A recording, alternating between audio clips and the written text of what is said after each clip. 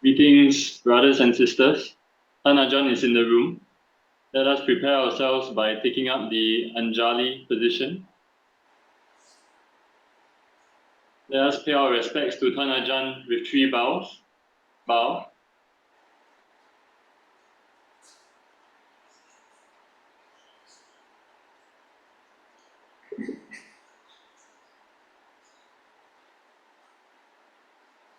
So wonderful to have you here again, Ajahn Dhammasiha. And greetings to everyone from all over the world who's joined us today.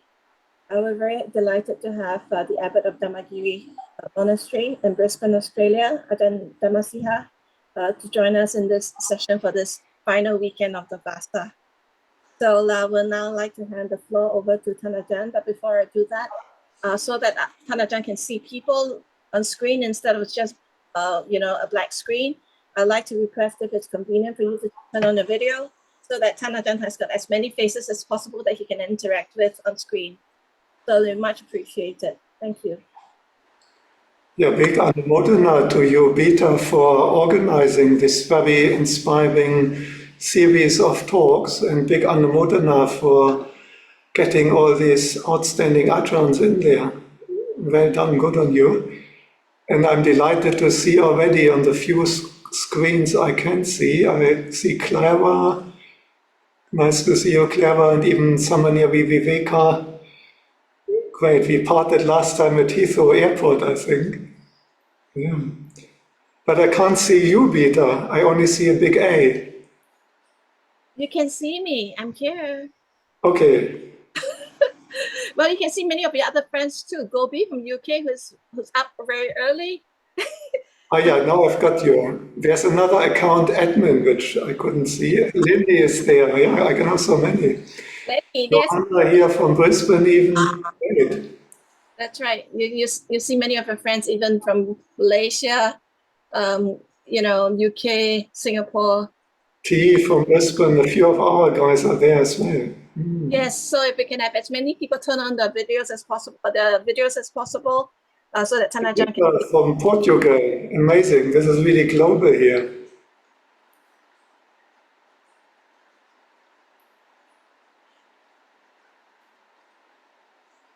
Should we start with the meditation now? Yes, please, Ajahn.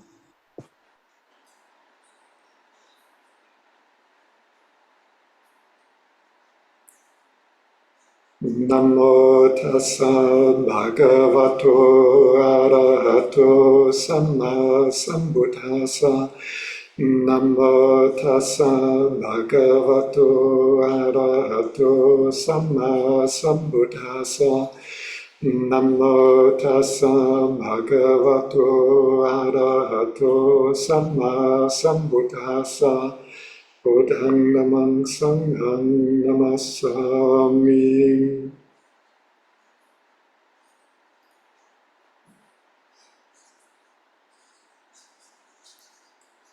So for this short meditation session, I recommend that we don't try to attain Nibbana, we don't try to attain jhana, we don't try to get or attain anything, we are not pushing, we are just relaxing into the present moment.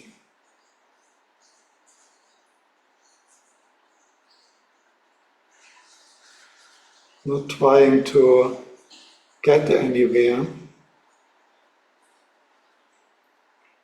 but being present here and now.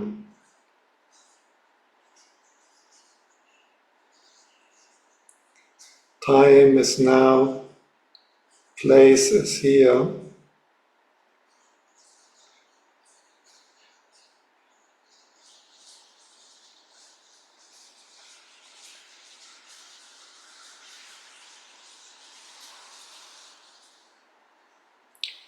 And can we feel our body?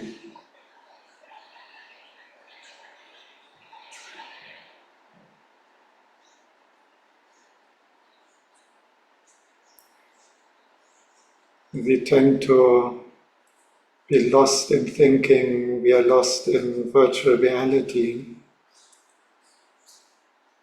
But the very basis, this physical body our mind is connected with, we often lose track of that. Can we feel the body here and now?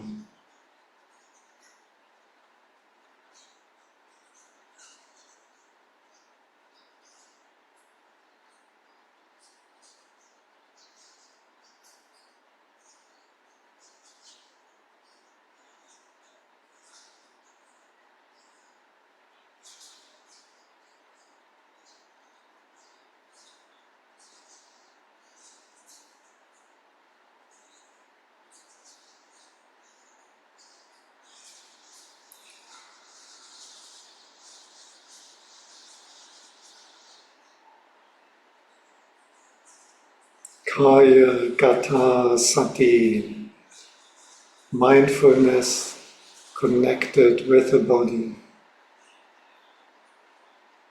Not thinking about the body, but feeling the body from inside. The weight, where we are sitting, the trunk, arms and legs, the face, the head.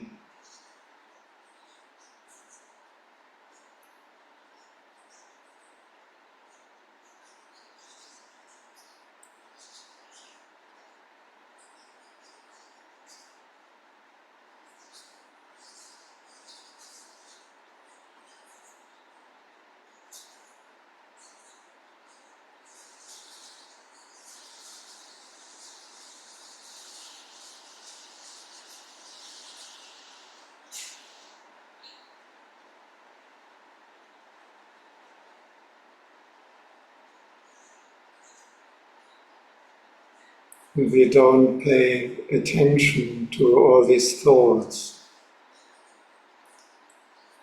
While we are settling down, feeling the body, we tend to notice all kinds of thoughts and worries, concerns coming up in the mind. And we are not fighting with it, we are not suppressing whatever thoughts arise.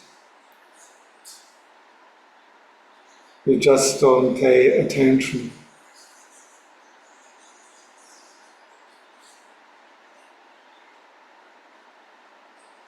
Just like the background noise filter in your Zoom app. All these thoughts in our mind, all these concerns about past and future, this is just background noise, which we don't take up, we don't engage with it.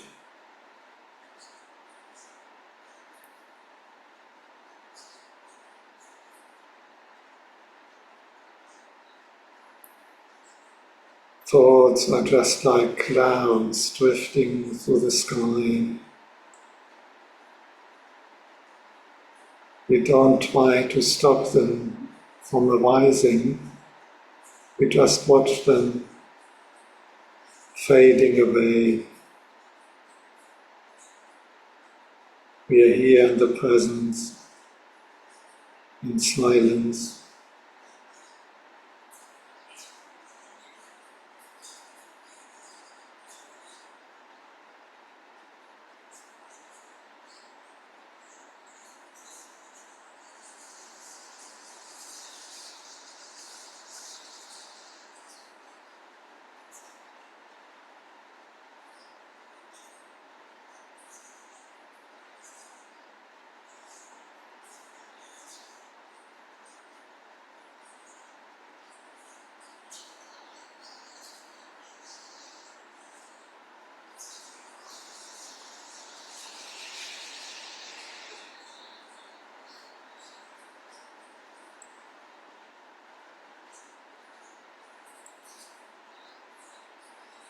So once we have settled down a bit, calmed down a bit, and not so engaged with these endless thoughts and worries,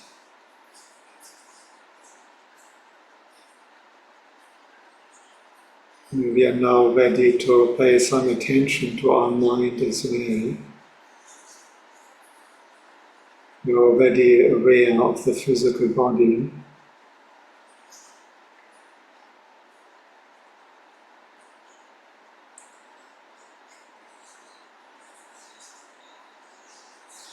But we also become aware of our mind, and the mind is more than just these superficial thoughts, memories, concepts that are usually assailing us.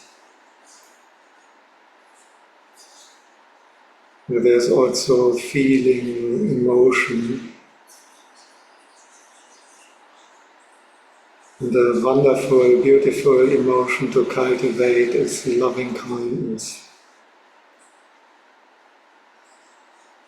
With the wish, the intention for all beings to be happy and well, for all beings to enjoy success, prosperity, long life, health, beauty and strength, without distinction, we ourselves.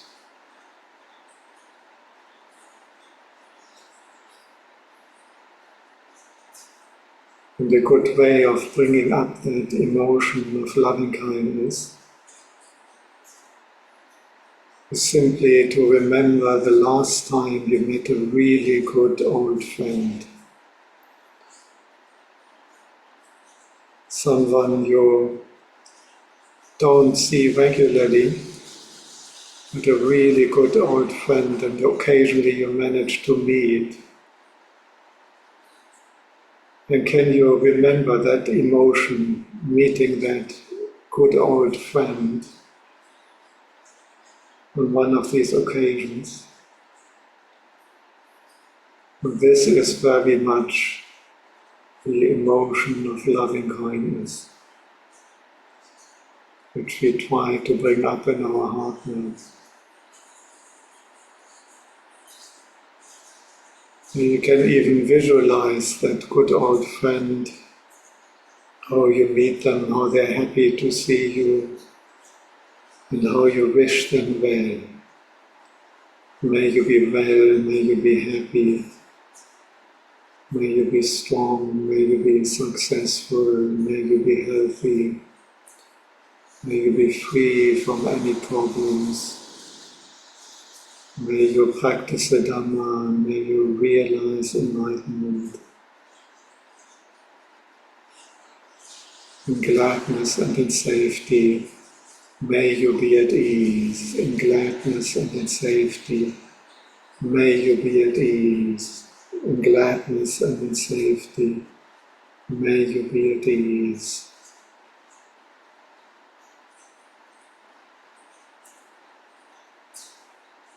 Just repeating gently this little mantra given by the Buddha in the Metta Sutta, as we regularly chant, in gladness and in safety, may you be at ease.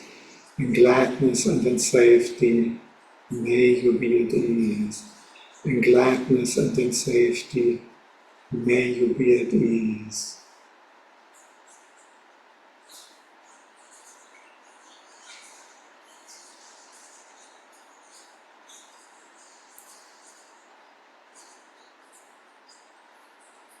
When we say these words, we really mean them. We say it like we mean it. In gladness and in safety, may you be at ease. You can imagine your good old friend happy, beaming, and visualizing them at a really happy time when you remember them being so happy. And you feel so good about your good friend being happy. You want them to be even more happy. In gladness and in safety, may you be at ease. In gladness and in safety, may you be at ease. in gladness and in safety. May you be at ease.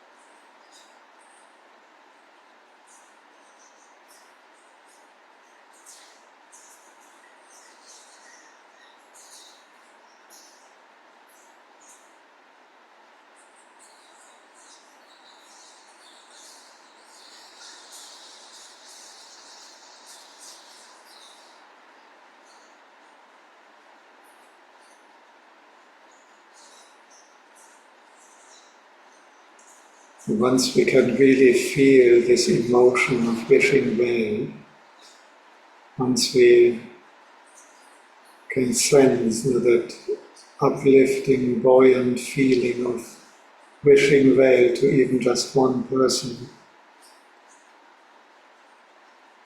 we can now extend that same feeling of wishing well, that same emotion of unconditional goodwill to ourselves. Each one of us is also a living being, and we 100% qualify for loving kindness. Warts and all, whatever mess-ups we may have had, whatever character flaws we may have, totally irrelevant, just on account of being a living, conscious being. We 100% qualify for our total, unconditional loving kindness. In gladness and in safety, may I be at ease. In gladness and in safety, may I be at ease. In gladness and in safety, may I be at ease.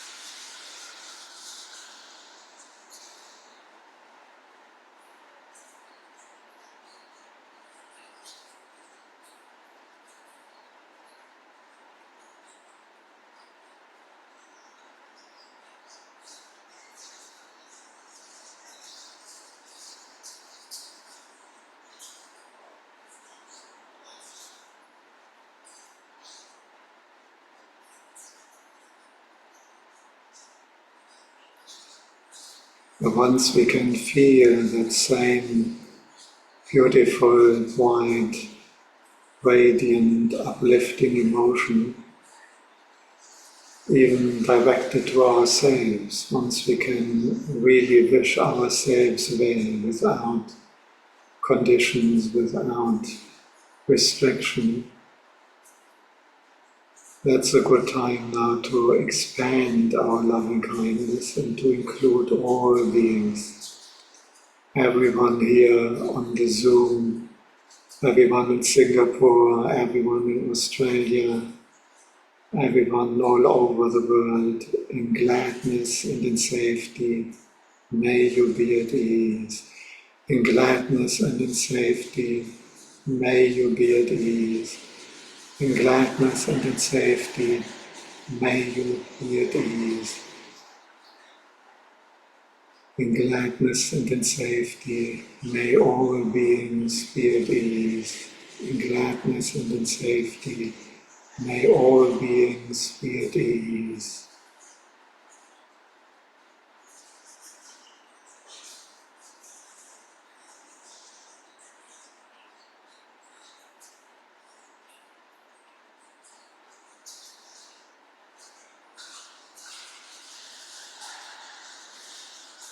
We try to make our loving kindness completely unrestricted, Abhamanya, boundless, limitless in all beings, humans and animals, mozzies, cockroaches, as well as cute koalas, saints and sinners, ghosts and devas, brahmas and demons, murderers and terrorists, arahants and liberated enlightened beings, old and young, male or female, Chinese or Caucasian, Buddhist or Muslim, Christian or atheist, Jewish or Hindu, whatever, no distinction, no difference, all beings, no spatial limitations, all planet Earth, distant galaxies, green aliens from faraway planets, Venusians, Martians, everyone without distinctions, down to the deepest hell, up to the highest Brahmalokas and Suddhavasas, all around in all directions, without limit, without restrictions, all beings, in gladness and in safety. May all beings be at ease. In gladness and in safety, may all beings be at ease. In gladness and in safety, may all beings be at ease.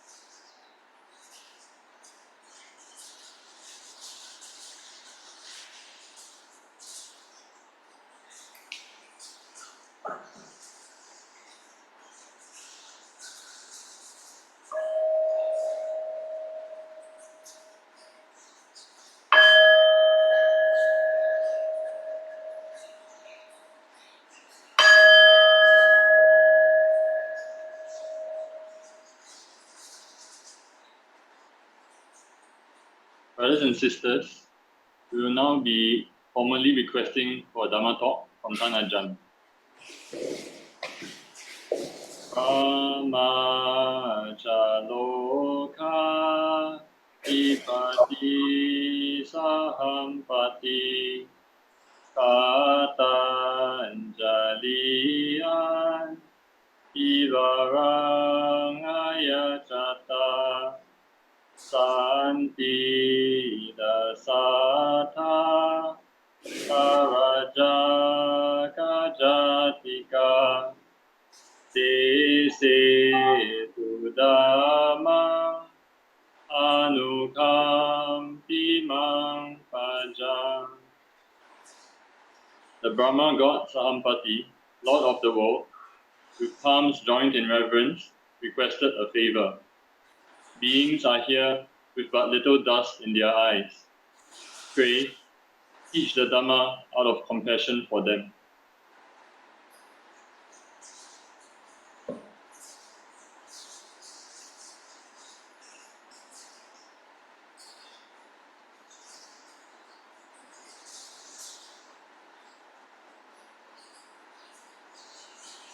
Namo tassa bhagavato arahato samma sambuddhassa. Namo tassa bhagavato arahato samma sambuddhassa.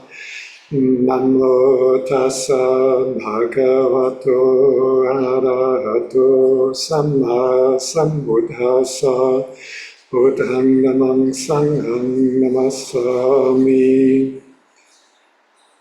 Vedana paccaya tanha, tanha paccaya upadanam. Vedana nirodha tanha nirodho, tanha nirodha upadana nirodhoti.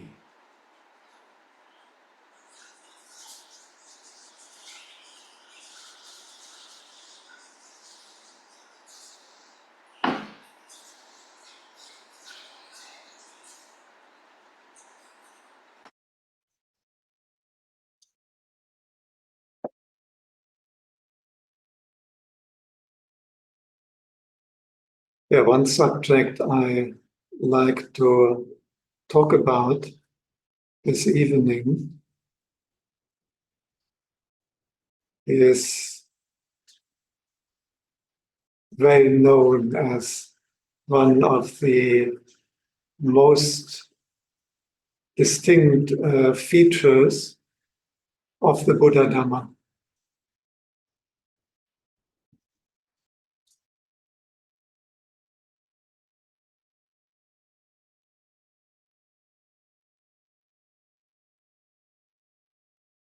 That is anatta, the teaching on not self. And I'm fully aware that it is one of the usually most difficult subjects for many people to get their mind around, understanding the teaching of not self. And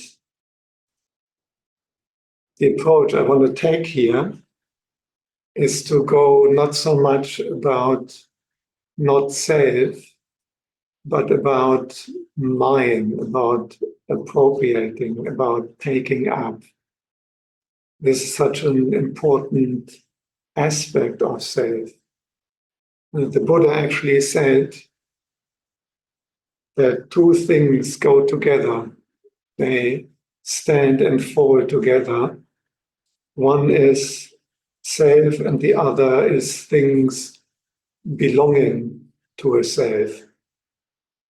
A self implies ownership.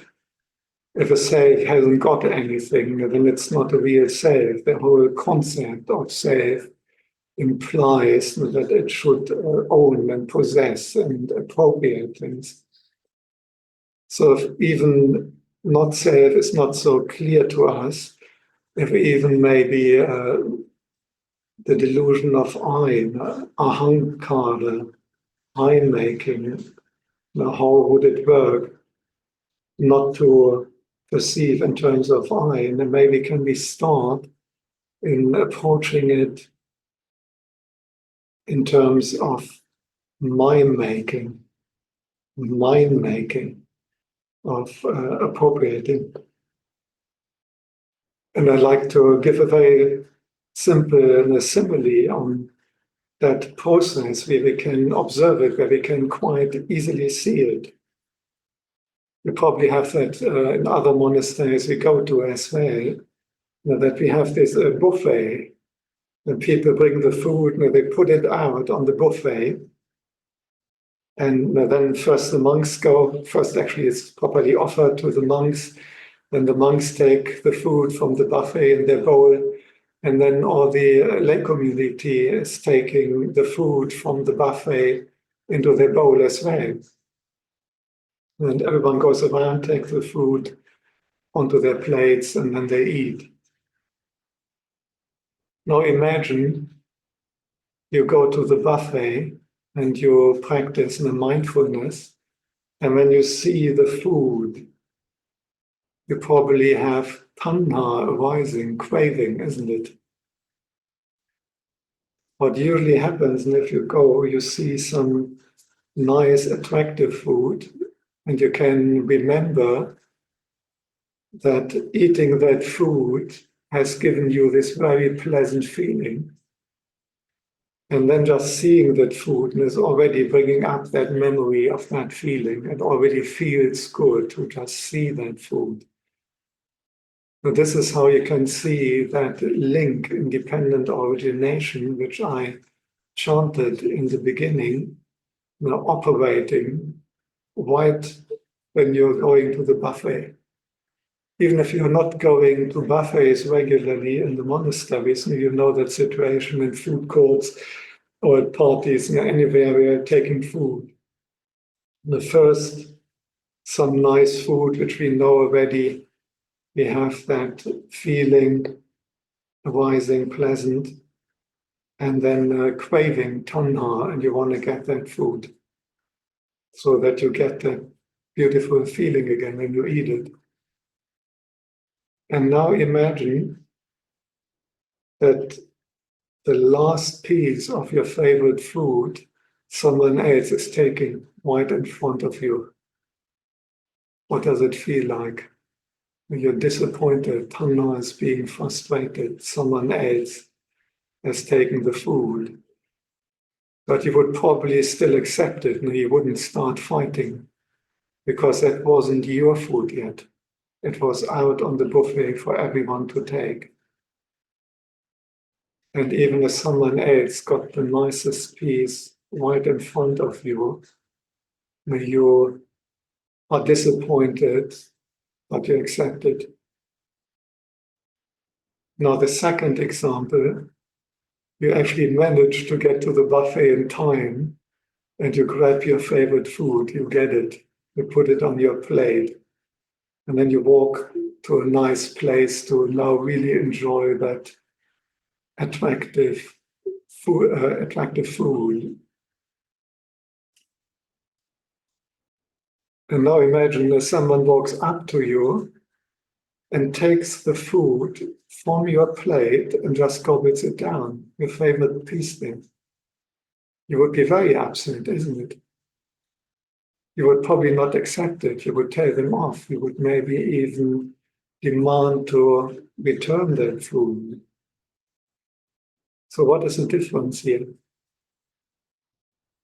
It's exactly the same food. Nothing has changed. You haven't touched that yet. But while the food was still on the buffet, you would accept that anyone takes it. After you put it onto your plate, you would find it outrageous if someone just comes and, so to speak, steals that and takes it away from you. So there has been a dramatic change in our attitude to that food. Something has happened in our mind. It hasn't happened externally to the food. It's exactly the same, but some attitude in our mind has changed. And this is exactly what the Buddha calls upadana. Upadana in Pali is upadana. I think you all know dana. Dana is giving, generosity. If you put a little a in front, Adana, it turns it into the opposite in Pali, means taking. So dana is giving, generosity. Adana, adadati, is taking.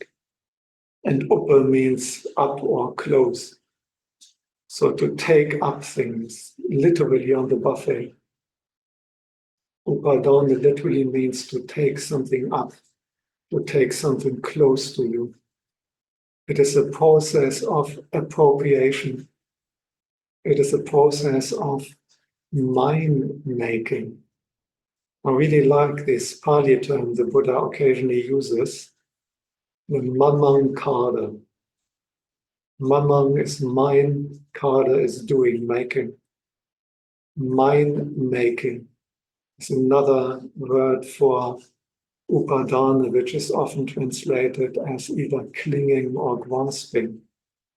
But it's more than just clinging or grasping. It is the whole attitude that now you regard that as your possession, you regard that as my food. And the fascinating thing is that occurs so often, that we do that all the time, and we are not quite aware of the process. The simple activity of going to a food buffet, taking the food onto your plate, and you have done something in your mind to make that mine, to appropriate it, to regard it as your possession, as your asset, as something you own. And the moment we do that, the clinging, the grasping, the identification is much more intense. Because now, if someone tries to take that away from you, because we have done the mind making, we would be really upset. We are willing to maybe even fight over that or get into an argument.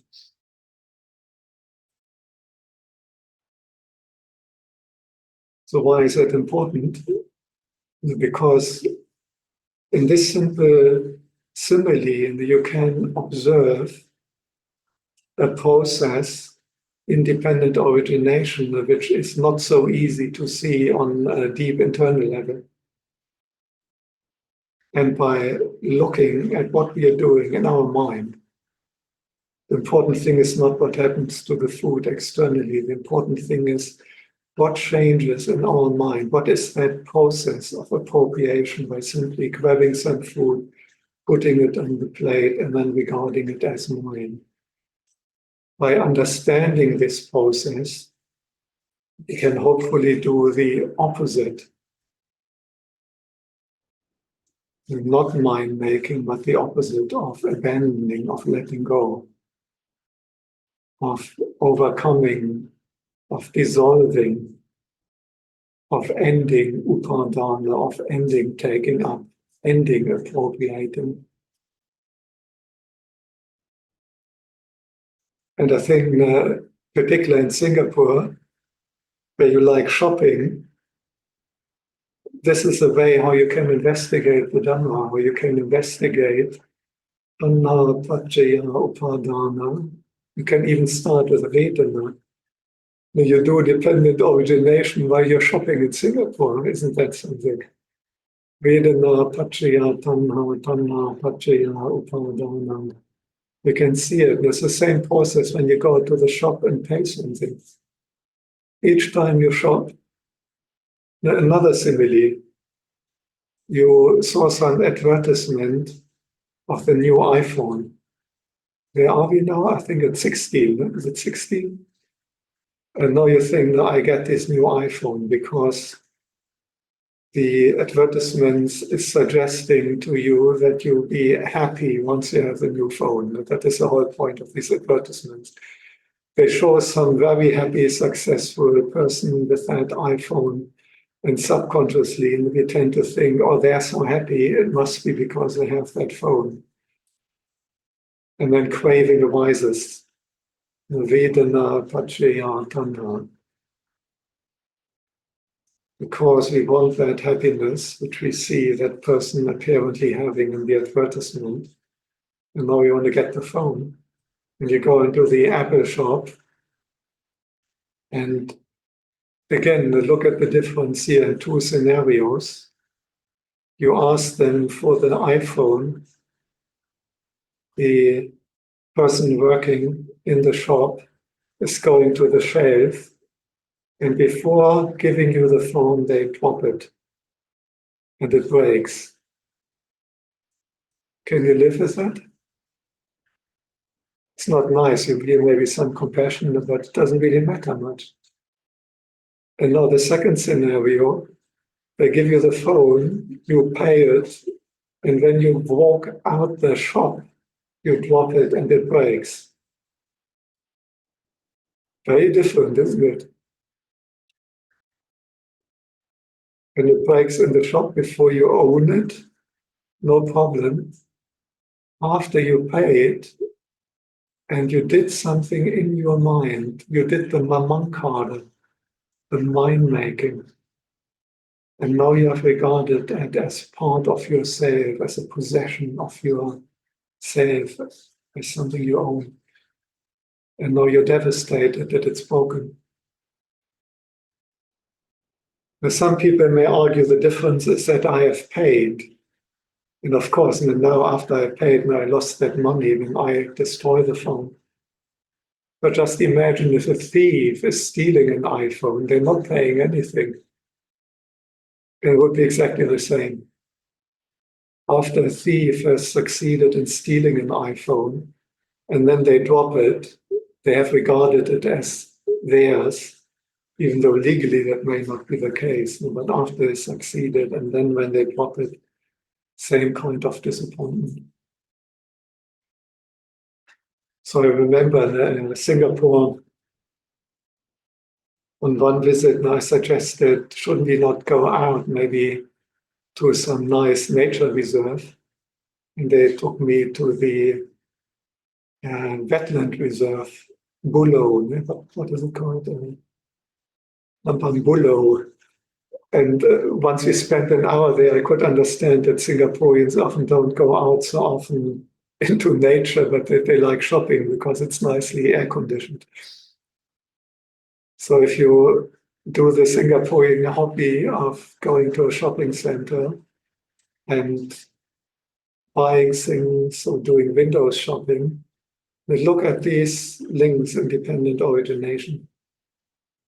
Look at how you get a feeling by seeing a product, or how you get at least the hope for a feeling of happiness once you get that product, and how that craving motivates you to now buy that product and to appropriate it, to make it mine, to take it as part of yours.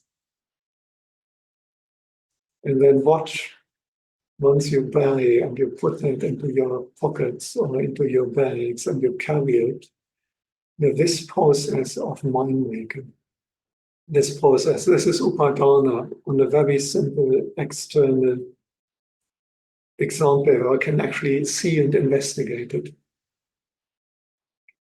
And why is that so important? Because we are doing the same process of mind making, of appropriating all the time with the 5 khandhas. Form our body, feeling, pleasant, unpleasant, painful, over the moon. Perceptions, good, bad, white, wrong, friend, enemy. These are all perceptions, sanya. And we appropriate them just as we appropriate an iPhone when we buy it in the shop. Same process happening in our mind, but more difficult to investigate. This is why I suggest we start with the easy external one. And if you can see what's happening in your mind when you buy something, when you take something, and now assume it to be yours, the same thing happens when you feel a feeling every time. The same process of taking up of mind making happens when we have a certain perception. This is right. Someone else says this is wrong. but I have taken my perception, my view on that thing already as my view. There's another big area of upadana, of my and mind-making views. My view is the right view because now I'm already invested in it. And we can sometimes notice that when a certain view is presented, when we read about something, a certain perspective, a certain take in an article, and then the process, and when we start believing in that, and then at some stage it becomes my view, my conviction. And it's very strong, and anything challenging that is like someone coming and grabbing the food from our plate. It's already mine. This is why people are so sensitive if we contradict their view, if we contradict their perception. It's basically the same thing that is happening when you walk up to someone and grab the food from their plate. This is why it's often not successful to outright argue about a strongly held view of anyone.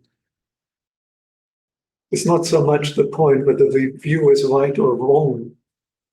We often argue about rightness or wrongness or true or false of views, but that is often not the point. It's just like the food on the plate there. It's not the right or the wrong food, but we just regard it as an I, me, mine. And then any attempt to contradict will be meeting resistance. The volition, will, going through the 5 khandhas here, through the 5 groups of clinging. And observing how we make them mine. It's often a very skillful way if you subtly suggest something to someone so that they end up not perceiving or thinking that this was their own idea. If you present something as your great idea, they may not be so enthusiastic about it. But if you skillfully manipulate a little bit and present it and they come to the conclusion that it's their own idea now, then they immediately love it because this is my idea.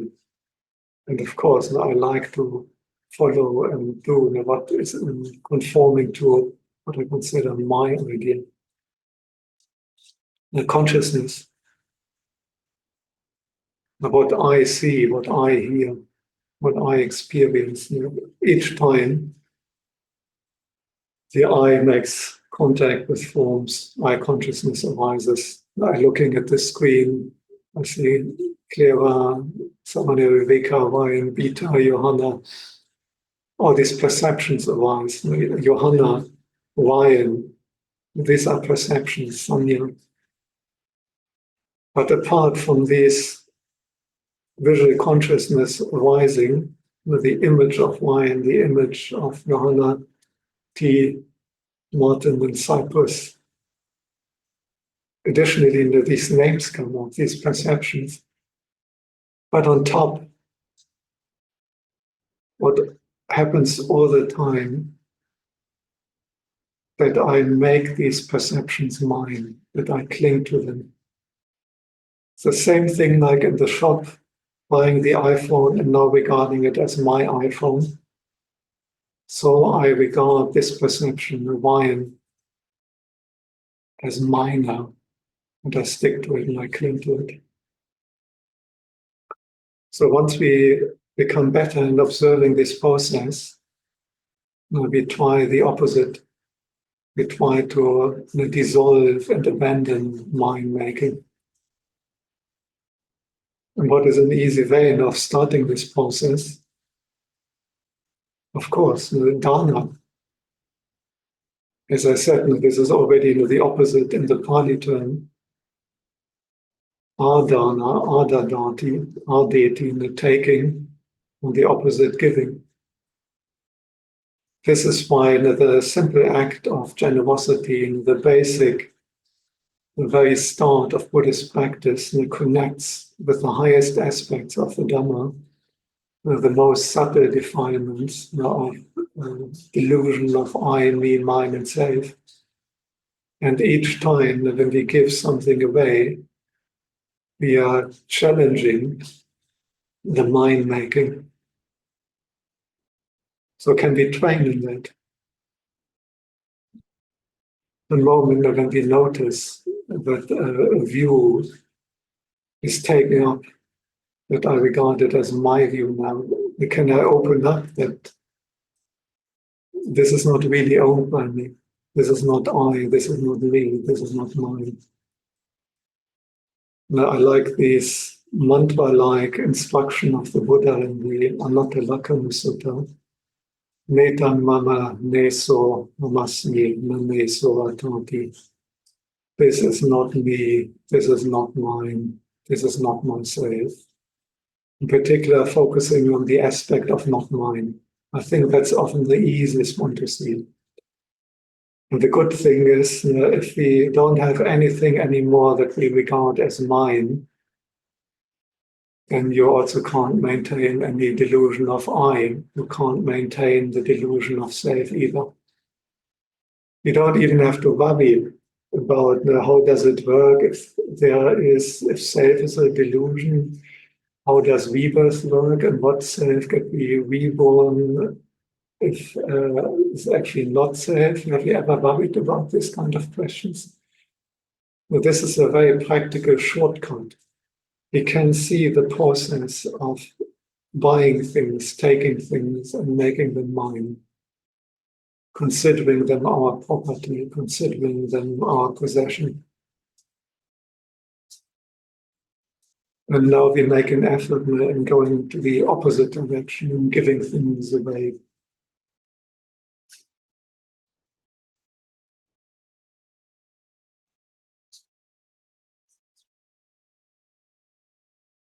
The big one is always the body. And often people neglect that. This is why I like to start the meditation and to bring awareness back into our body. And if you take a selfie, the term is already giving it away, the self. What you have is just an image of your physical form, image of the form. You don't even have the body, you just have the form. And when we see that, and I look here, and I'm not quite used to looking at myself while I'm speaking, because when you see your own face, there's this immediate strong identification that this is me. This is me on the screen speaking to all these people. But all you see is an image of your physical form. The identification is so strong.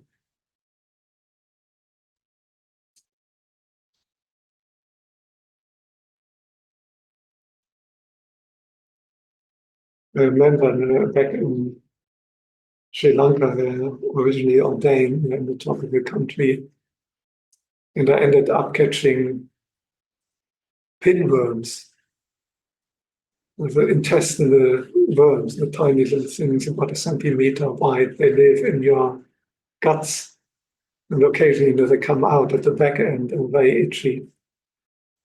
And I remember my indignation that some other being is taking up my body, what I consider my body, as my dwelling, as their dwelling, not mine. I consider this my body. They consider that as their home. They consider it as their food. Now, even a mozzie bite, the one thing is that it's a little bit, sometimes it hurts a little bit, it can later be itchy. But when I analyze it, the one thing which I don't like is this invasion that they are putting their sting, their bite, into what I consider my body. So it's a good exercise, watching that when a mozzie bites you, how you Can you actually see that you feel this is actually my body, this is my blood, they have no right not to take it? And can we go the opposite direction? Can we contemplate it's not really my body? And then my mother, she always had a strong attachment to me, quite naturally, as all mothers. She wasn't very happy when I became a Buddhist monk and then lived first in a tropical country and later on the other side of the world. Because I can understand, as a mother, this whole being starts off as part of your body, so to speak.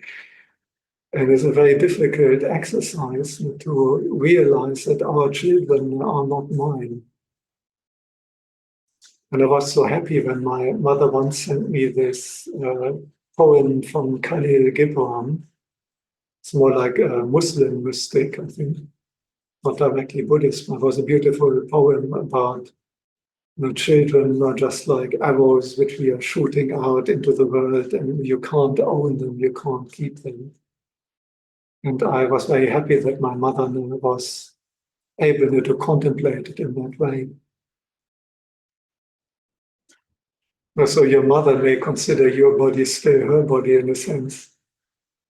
And sometimes there may be conflicts. And she may be still thinking that she has some kind of control over you because she has that sense of mind making. It's very powerful. If you're a parent, one of the biggest exercises in mind making and in stopping mind making, in the Nirodha of Mamankara, is actually children. And one important aspect to contemplate, to overcome the mind making, is that it's out of control. Usually, the moment when I regard it as mine, and I do mind making, when I appropriate as my possession, that implies that I have no control. For example, if someone sells you a car, you're buying a new car, and imagine that they have a little condition in the contract that after you bought the car, they still have a second set of keys and they can continue using that car. Would you do that kind of contract? Would you buy a car where the previous owner has still the right to use the car and maybe even to paint it in a new color?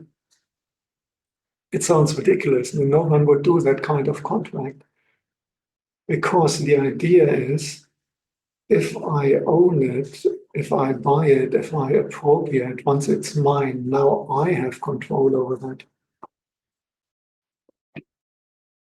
So a good way of undermining mind-making, of undermining the sense of ownership, is contemplating, and not just contemplating, simply observing, simply looking at reality, simply looking at what's happening. Do I actually have control over it?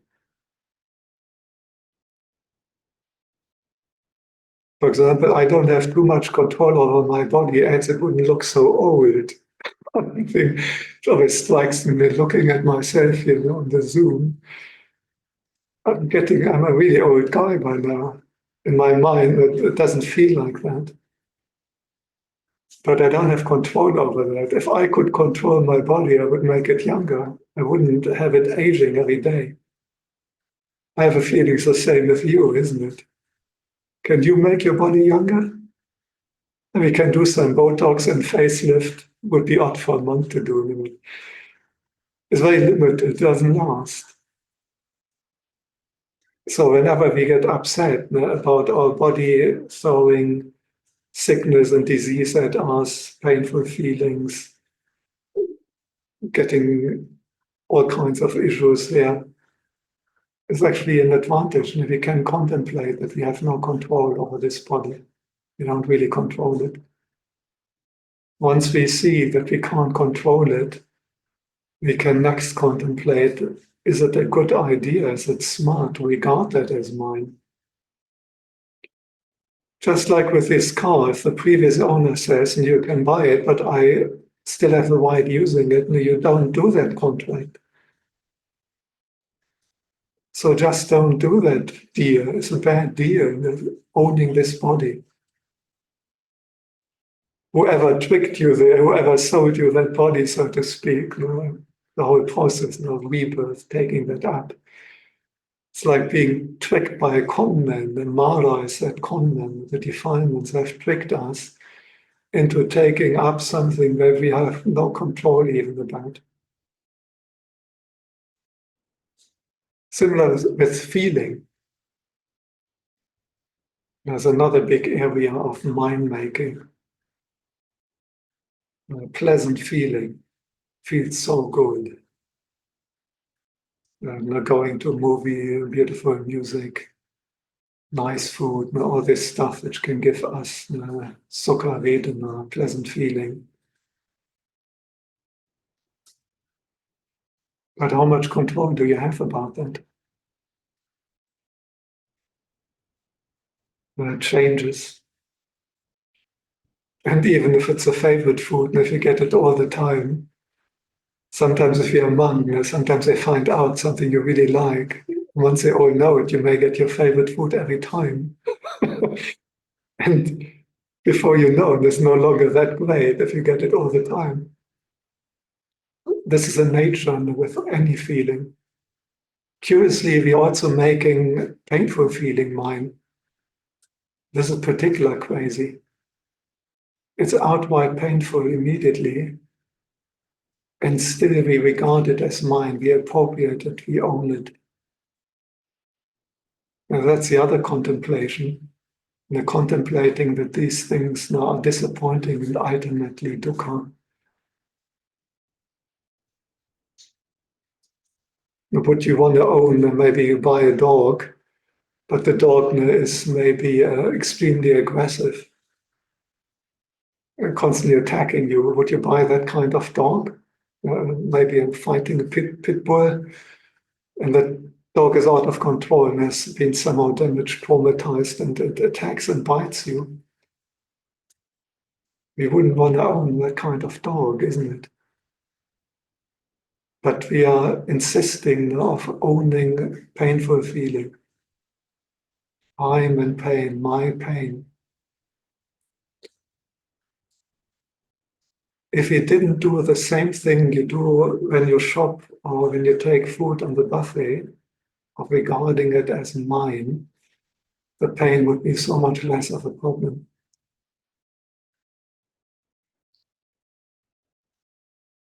So my suggestion from today's talk, when you're shopping, one of the favorite pastimes in Singapore, and look at these links.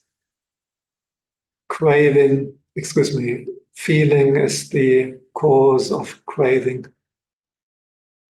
Craving is a cause of taking up, of owning, of mind making, of appropriating. And it's happening right there in the shopping center. Feeling is the cause of craving. Craving is the cause of mind making, of appropriating, of taking. It's happening right there each time you take some food, you buy some food, you're at some buffet. And using all the mindfulness we can muster. I know it's not easy on the buffet when the nice food is there and at a good high level of mindfulness, but all the mindfulness, all the wisdom we can muster to figure out what are we doing. This is something we are doing. It's not arguing whether there objectively exists some self out there, some other out there, whether ownership exists or anything like that. It's just something we are actually doing in our mind all the time. It's a process, an active process. And if you can stop that process of mind making, of appropriating, of owning, then it's all over. This is already Nibbana. No delusion of self could exist without mind making. So getting all our mindfulness up each time you go shopping and buy something, each time you take food from a buffet, to try to understand and see that process. And then to try to go into the reverse, the patiloma.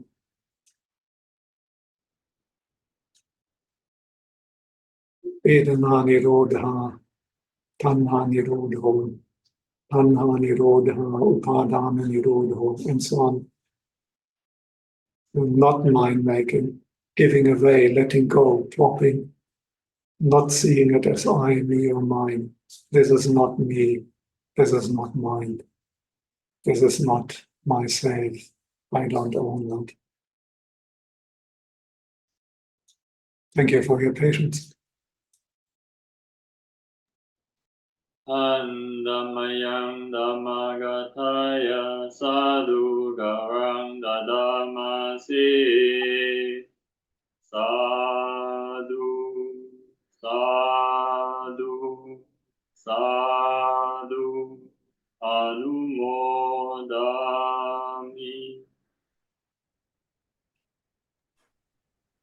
Thank you so much, Ajahn. So when Ajahn has allowed this part of the time for questions and answers, we welcome anyone who's got a question for Ajahn to please click on the raise hand button, and then for a chance to interact with Ajahn. Suppose while we're waiting for a question, I'd like to invite Ajahn to speak a little bit about Dhammagiri, and I also want to especially thank Ajahn that he set up this space here with this background behind him. He put in a lot of effort just so that he attends this Zoom session and that we can see him in a very nice manner. He also specially brought in the flowers on the left of his side of it. Yeah. So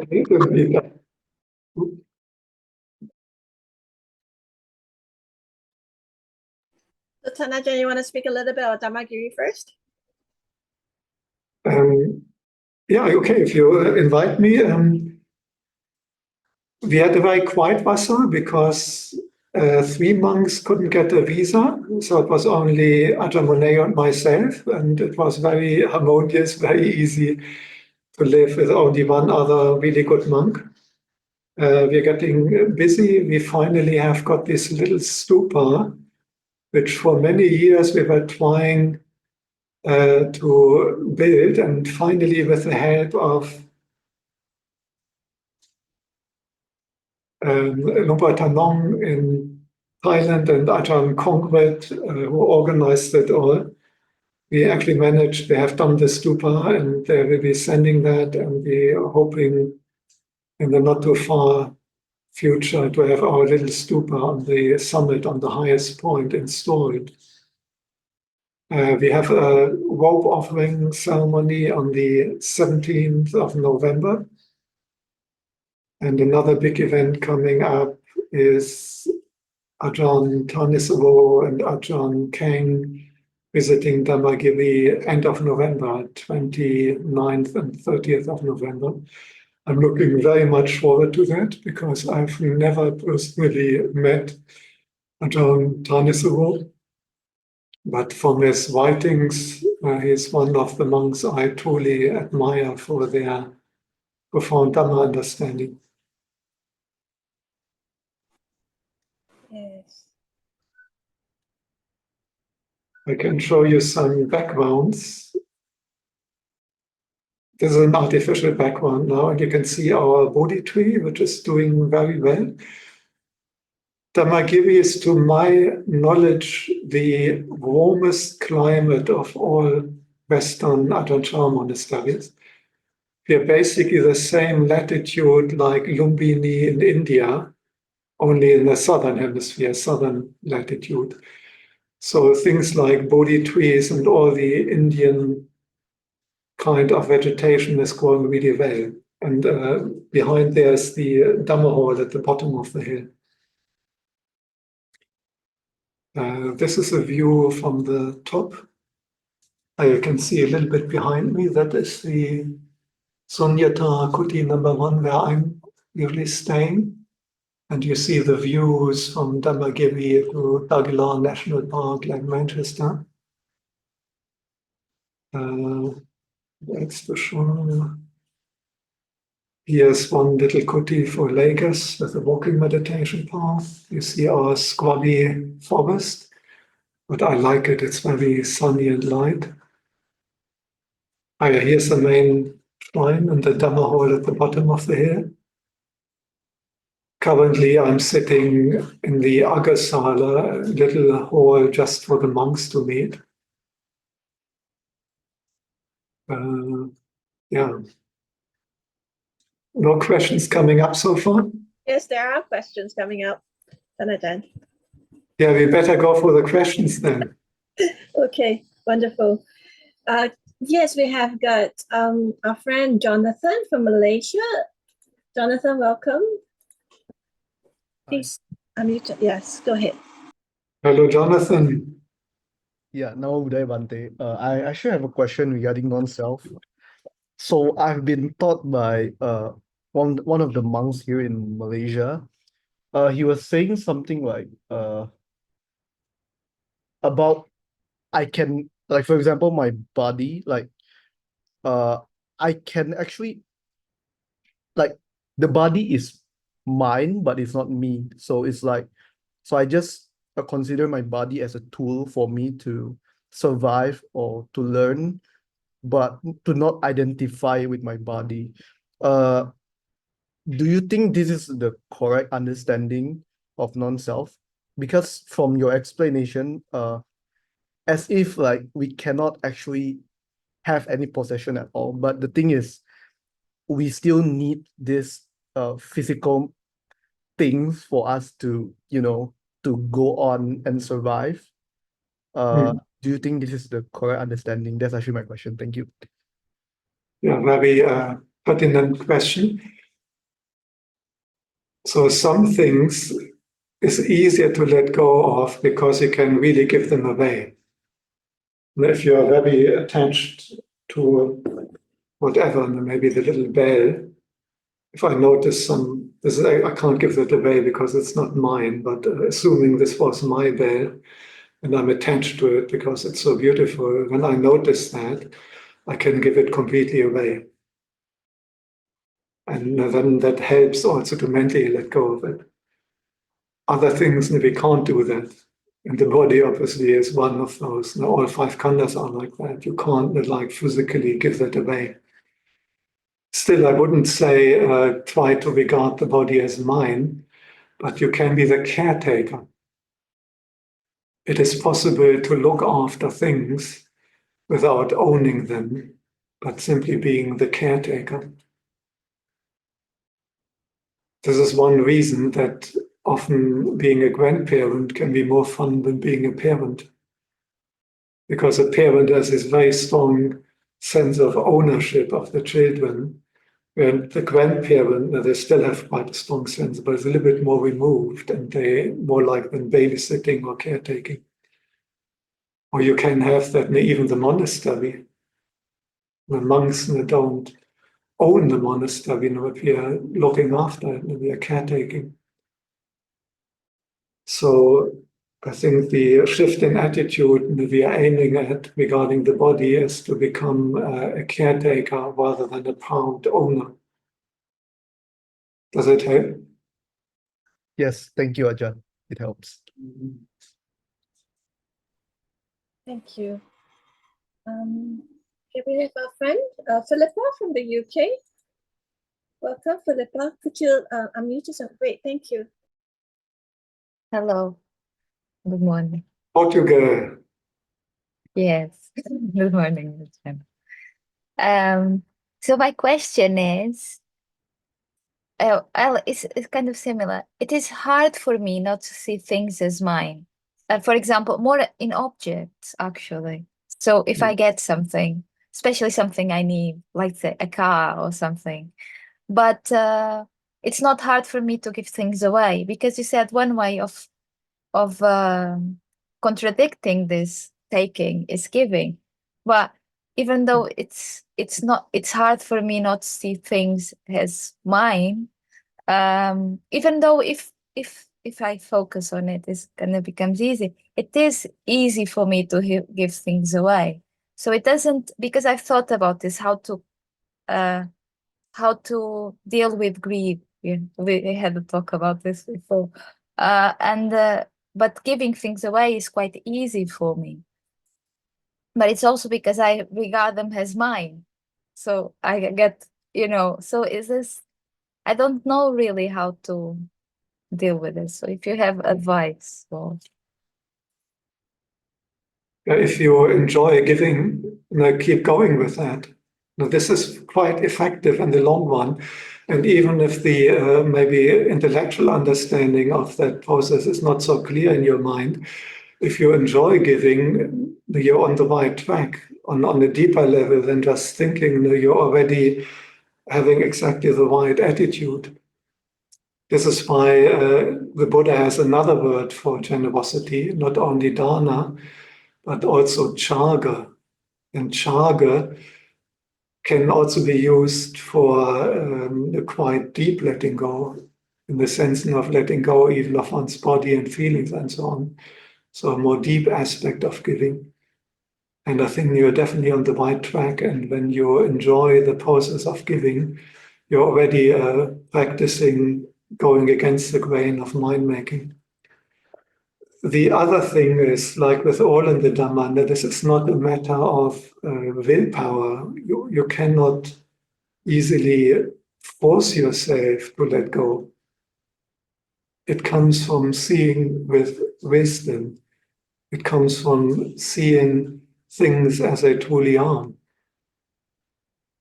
So whenever you have something where you feel that attachment, it's a strong sense of ownership, one has to investigate that thing until we can clearly see that it will ultimately be disappointing, that it doesn't really give us that lasting happiness we hope to get from it, that it has all these drawbacks, that it's impermanent. And once that seeing becomes clear, then the letting go comes as a result. Maybe another simile, another example. Imagine you're working really, really hard because you want to retire early. And then maybe at age 50, you have saved enough money that you finally can take off. You don't have to work anymore. You can live on the South Sea island just from the money you have earned, and you're free. And when you do that, and when you quit your job, and now you go to the bank to take all your money and to take it to the South Sea island, you take it in cash. I, You have got this attaché. I heard you gave a talk on it. I heard that. You gave, yeah, and then all the money goes away. I heard that talk on your podcast. And now So you have got this attaché case full of money, and you carry that out of the bank, and the mafia has known about what you're doing. And at the exit of the bank, they have arranged a little kerfuffle, and before you know, they have actually swapped in that crowd, in that someone bumps you, they're swapping your attaché case for an identical looking one. And you don't notice that. Now, would you be extremely attached to that attaché case, where you think your money is in there, the 10 million? well, For yes, sure. usually. And if I come and I tell you this is nothing and just give it up, let it go, you would not easily let go of that. On the other hand, if I can convince you to look at that more closely, and you open the attaché case and you see this is the one the mafia had swapped, and all there is like scraps of paper, I wouldn't have to convince you anymore. You would immediately lose all your attachment to that thing. And this is basically what all possessions are like. We think that this is something really valuable, but we have been tricked into thinking that. In reality, if we truly investigate it, we notice that this thing is not worth owning. Na lang Dhamma abhinivesaya, where all things are not worth hanging on to. So the trick is for letting go and to clearly see that. You have to investigate and you have to see this is not something worth hanging on. It doesn't have these qualities I imagine. In particular, it doesn't give me this happiness. Does it make any sense? Yes. And I was thinking, but sometimes I can do the process, the thinking process and the realization, but there's still that overall, especially with rights, for example. So you see, like it's the same example as of food. So I had there's this sense of justice. The things should be this way. But if the things would be the same way, but if by a just process, for example, I accept them, even if it's not very good. However, if I think that the process is not just, for example, then it's very hard for me to accept, because I think I'm attaching to is the sense of my justice, or what I think is a just process of getting things. And I do the same exercise, I think, but I would get the same thing. So why am I then upset on this condition, and I wouldn't be upset in the other conditions? So I get to the same, but there's still that, even though the mental or intellectual process gets to the that is still the feeling, that feeling of still the feeling of frustration. So that I don't know how to, because I don't know, should I just let the feeling be, because that is, even though the mind gets to, yeah, it's the same thing. So you shouldn't be, for example, not you shouldn't, but it's more like there is no reason for it. So the intellectual process gets there. The feeling of frustration is still there. You're not yet really good in it. You're on the right track. And if it's something like attachment to justice, that is quite a refined and fairly noble attachment. That wouldn't be the first one to worry about. If we have strong identification and attachment to some basic sense of justice, and you may feel quite outraged about what's happening in Gaza and the atrocities there on knife camera every day, to feel attachment to a sense of basic justice is quite a good and noble attachment, and not the first one we have to address. The only thing which would be important that our sense of justice doesn't induce us to break precepts or to hurt and harm people. But I would start with a more unwholesome attachment. Wouldn't worry so much about attached to keeping precepts or attached and doing good things that can actually carry you along on the path for quite some stretch. And I would first focus on more unwholesome attachments, overcoming the unwholesome attachments first. Thank you. Thank you so much, Philippa. Okay, we'll take the final question from Nick. Nick, if you can hear me, if it's convenient to turn on video, please turn it on. If not, please go ahead. Yes, thank you so much. I will not be using my video this time, but first of all, wanted to say thank you so much for this Dhamma talk, Ajahn. I think the way you are teaching the Dhamma with the similes is so simple and so easy to understand, that I will take a few similes with me today. I really like the one with the car and the conman, and the one that you offered with the food, and how we attach with things that that are present, and how easy this process happens. And I actually have a question to you about a simile that you offered some time ago when you were in Portugal, maybe like a year or like a year and a half ago, something like that. And I really want to ask what you meant by this when you said,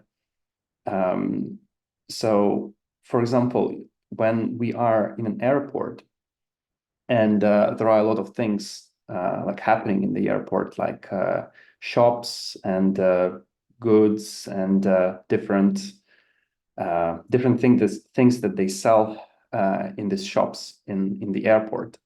It's easy to get lost and it's easy to miss your flight. And the instruction, the recommendation that you gave to the people who were attending the monastery was to remember about your flight and take off, not to get lost in these shops in the airport. And this simile that you offered really stick with me, but I really wanted to take this opportunity to ask for your follow-up. What did you mean by that for the people who stay in the monastery, who practice the Dhamma and are in an airport, so to speak? What did you mean when you said to remember about your flight and take off? Yeah. First of all, thank you for all the nice compliments and that you liked my talk and that you can still remember the airport simile I may have used 2 years ago in Portugal.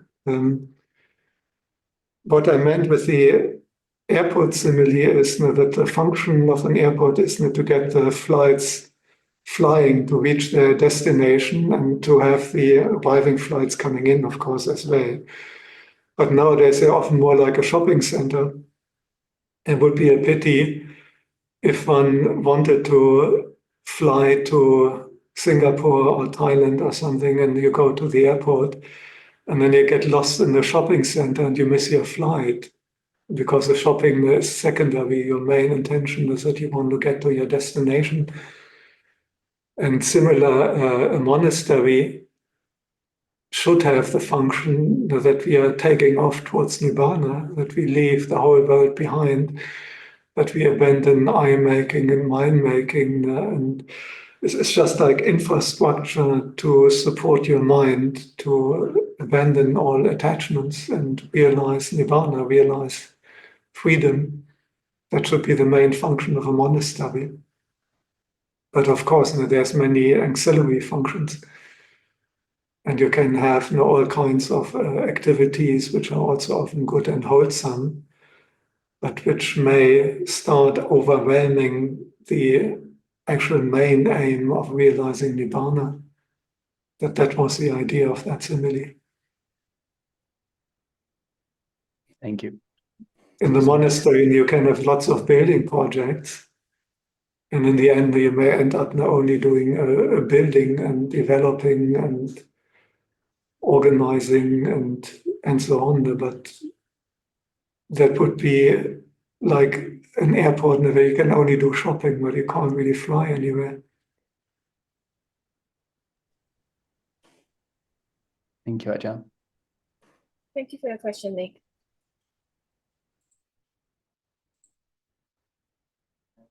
Are there any more questions?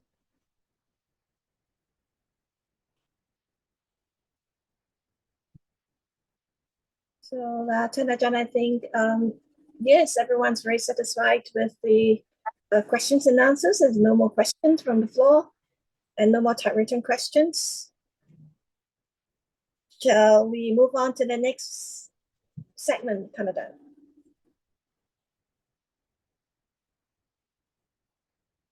Are you okay to move on to the next segment, Ajahn? Yeah, for sure. And big compliment to you for organizing that all. Yeah. Well, thank you so much. Are there any last words, closing remarks you want to make to the people here who are attending this session?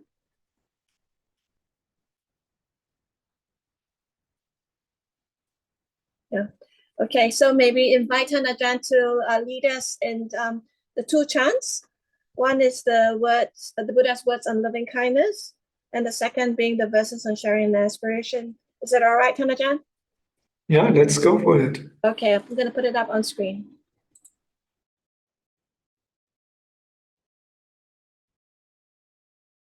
And I just start the chanting now, or what is the idea? Yes, please, Ajahn. And we'll all follow from our homes. Now let us chant the Buddha's words on loving kindness. This is what should be done by one who is skilled in goodness and who knows the path of peace. Let them be able and upright, straightforward and gentle in speech, humble and not conceited, contented and easily satisfied, unburdened with duties, and frugal in their ways, peaceful and calm and wise and skillful, not proud and demanding in nature. Let them not do the slightest thing that the wise would later reprove, wishing in gladness and in safety, may all beings be at ease. Whatever living beings there may be, whether they are weak or strong, omitting none, the great or the mighty, medium, short or small, the seen and the unseen, those living near and far away, those born and to be born, may all beings be at ease. Let none deceive another or despise any being in any state. Let none through anger or ill will wish harm upon another, even as a mother protects with her life her child, her only child. So with a boundless heart should one cherish all living beings, radiating kindness over the entire world, spreading upwards to the skies and downwards to the depth, outwards and unbounded, freed from hatred and ill will, whether standing or walking, seated or lying down, free from drowsiness. One should sustain this recollection. This is said to be the sublime abiding, by not holding to fixed views, the pure-hearted one, having clarity of vision, being freed from all sense desires, is not born again into this world. Now let us chant the verses of sharing and aspiration.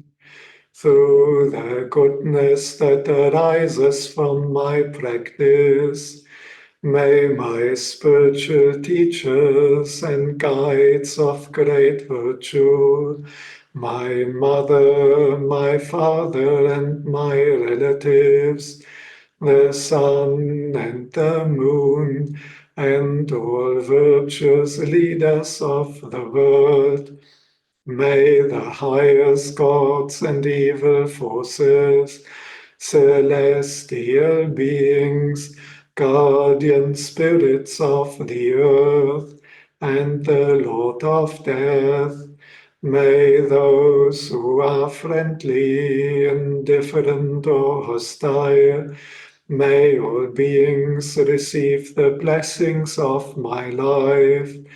May they soon attain the threefold bliss and realize the deathless. Through the goodness that arises from my practice, and through this act of sharing, may all desires and attachments quickly cease, and all harmful states of mind, until I realize Nibbana. In every kind of birth, may I have an upright mind, with mindfulness and wisdom, austerity and vigor. May the forces of delusion not take hold, nor weaken my resolve. The Buddha is my excellent refuge. Unsurpassed is the protection of the Dhamma. The solitary Buddha is my noble guide. The Sangha is my supreme support. Through the supreme power of all these, may darkness and delusion be dispelled.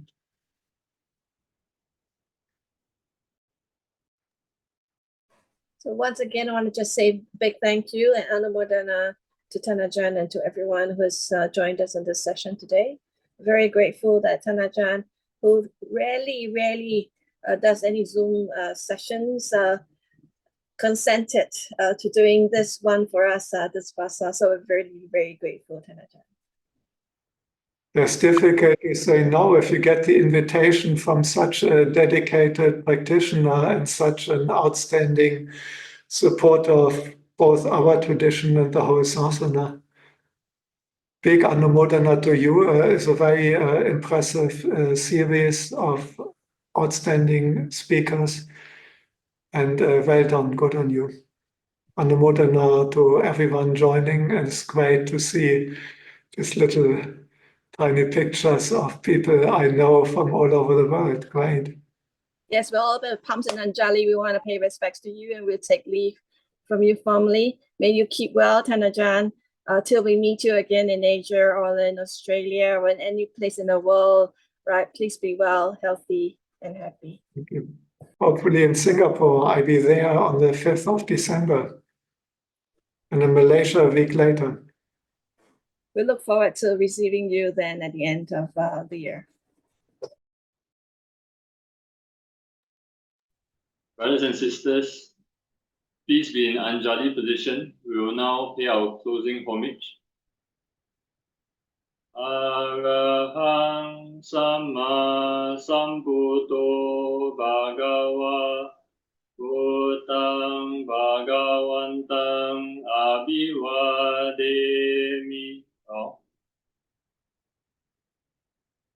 Swakato Bhagavata Dhammo Dhammang Namasami. Supatipano Bhagavato Sāvaka Sangho Sanghang Namami. Let us pay our respects to Thanajan with 3 more bows. Bow.